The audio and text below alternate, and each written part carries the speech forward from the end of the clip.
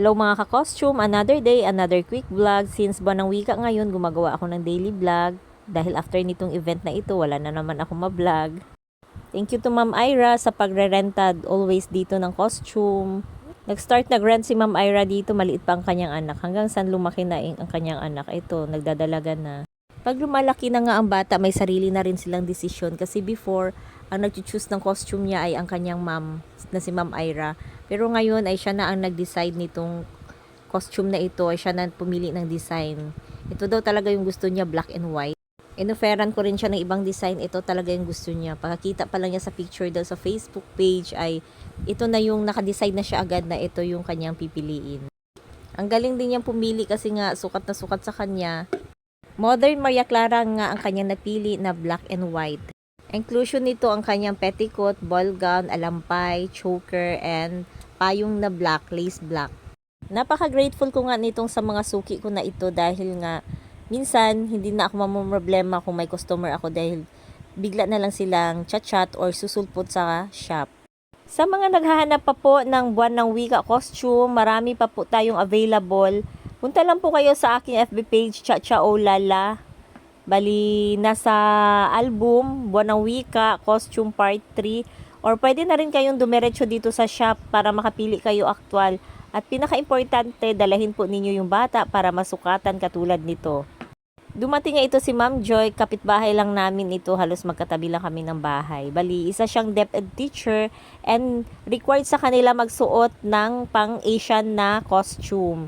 Bali, ang na-assign sa kanya is Cambodia. May ginayahan lang kami sa Google na picture and then nag-DIY na lang kami. Basta may mga gamit ka na, pwede ka na rin makapag-DIY. Ayan. Thankful nga ako sa mga customer ko kasi kahit ang laki ng pagkakaiba last year sa ngayon, dahil kung last year ay ubus-ubus ang mga costume, ngayon naman ay ang daming natira. Siguro nga dahil sa binago ng DepEd, hindi na lahat may event ng buwan ng wika or yung iba isisingit-singit na lang kung saan bakante ang kanilang schedule. I-insert na lang daw nila ang activities pagkatapos ng term. Yun yung bagong term ngayon.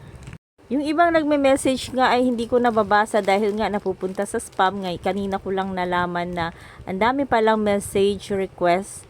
Dahil pag pinupuntahan ko yung message request sa Facebook, hindi naman nag-a-appear agad yung mga message.